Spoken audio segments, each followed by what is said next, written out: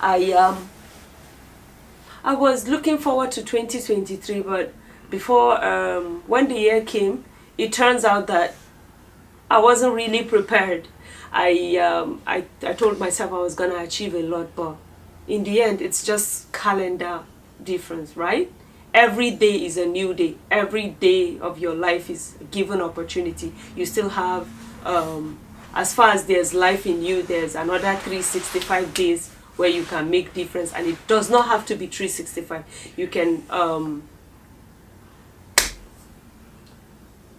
You can tell yourself that you're gonna achieve something within a couple of months, weeks. There's really no rule. There's no hard and fast rule on achieving anything. There is no specific date. It's not written on stones. So I believe that every day is a good day to start achieving anything you want to do, anything at all. So from today, these are the things that I really, really want to focus on.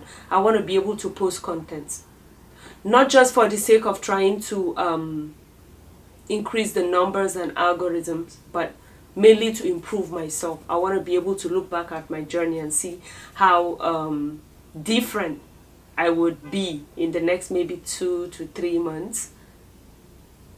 Let me be specific. In the next 3 months, I want to see how different that video would be from this one right here. So, starting from today, I'm going to try to make content every day. That's my cat in the background coughing. So, anyway, apart from that, there are other things I want to do. Eating healthy. Every day I tell myself that I'm going to start eating healthy. But in a way, I have been eating healthy. I really don't compromise my health by eating anyhow. I pay attention to what I put in my body. There are some things that I said, oh, well, you know what, no more sugar from today, but that's unrealistic. That's just setting yourself up for failure, the way I see it. You can't say, oh, no ice cream, no soda, no sugar, then you make your tea, no sugar in it, completely wipe out sugar from your diet. I think it's unrealistic. I think it's better you start from maybe no more carbonated drinks, no more soda, no more artificial sugar, right? Then with time you build it and go, you know what? I'm only going, I think my cat has tuberculosis. I'm sorry about that. So I think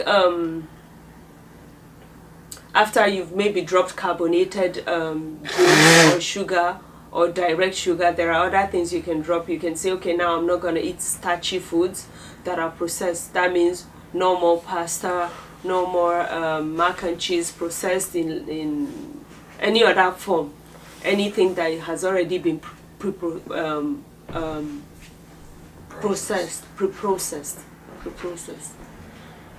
Now what I'm going to do is I would just give myself only 2 days in a week to have sugar, right? Then completely wipe out sugar from my diet. I say that because I still have soda in my fridge, I have ice cream, and I'm not ready to throw that away. I've thrown them several times away, but that didn't stop me from eating sugar. So this time around, I'll just cut it to maybe 2 days in a week. Then once I gradually finish what I have in the fridge, I'll buy no more. That sounds familiar. I think I've said that before too. But you know what? You just have to keep trying. This time around, I'm serious. I need to get myself back on track. Then exercises, working out. Right now, I don't really have a specific schedule when it comes to work. I go out to meet my clients, or sometimes I have clients come over, so I make their hair. For now, I'm still, my schedule is not specific, so I don't want to say Mondays to Fridays I'll go to the gym.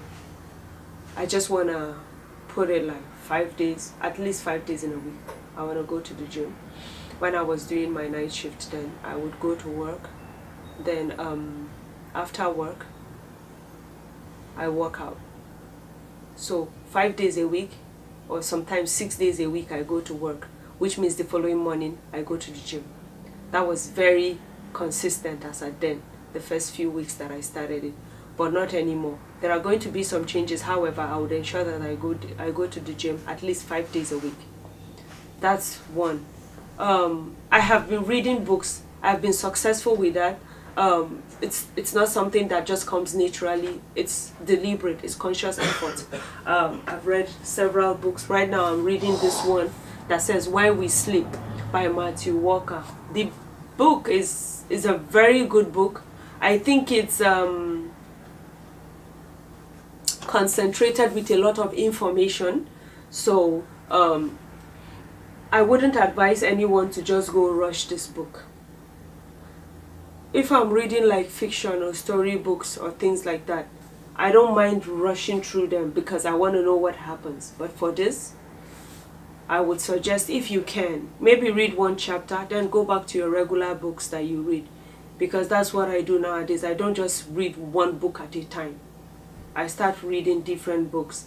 Then at the beginning of my day, when my brain is fresh, I read this book. It's very it's condensed. The information here is condensed, so you don't want to like read 3 chapters in a day.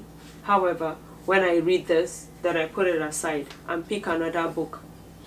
Journaling is also something that has helped me over the years. I have this habit of being able to skip days, but notwithstanding, in the general sense, I am able to write at least every week. I must have an entry, not just one entry. Sometimes throughout the week, I write down stuff. I write how I feel. I write things that I can't really tell anyone because no one would understand. So I give the version of how the event occurred to me to my own self. I just keep an account of it. I started using this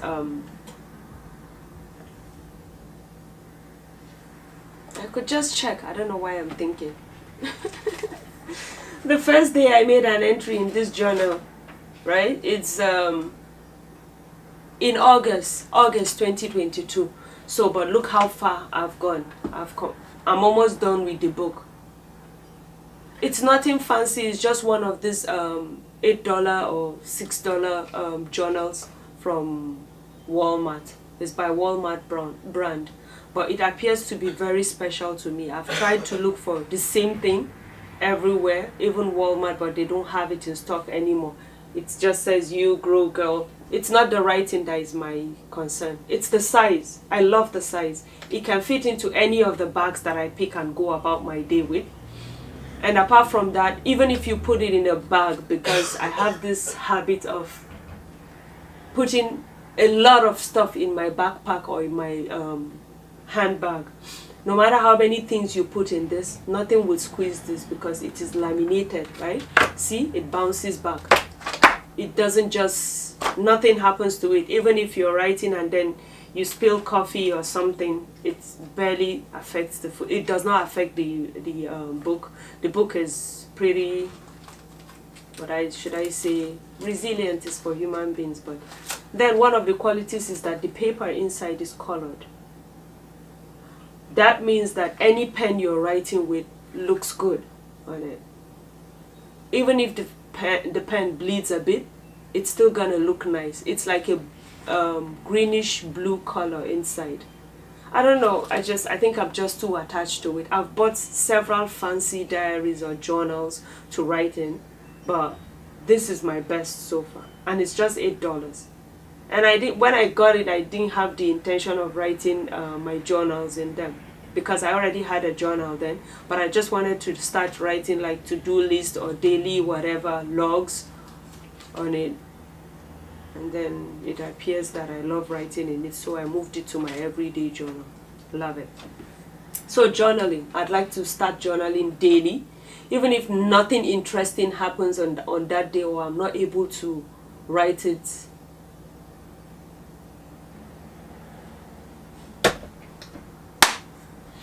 Even if nothing interesting happens on that day, or I'm not able to get the opportunity to write that day, the next day I would just write my account of what I remember from the previous day. in my journal before I continue with the journaling. This is just to encourage me to be able to do this daily. Even if I don't remember what happened yesterday, or I don't have any to-do list or any achievement from the day, all I can say is I can just open it and write and say, day 2022, I missed journaling yesterday. It was a busy day for me, had to do a few things. Then I write anything that I can remember, then I jump and go to the next day. That's what I want to do. So journaling, reading, exercising, eating well,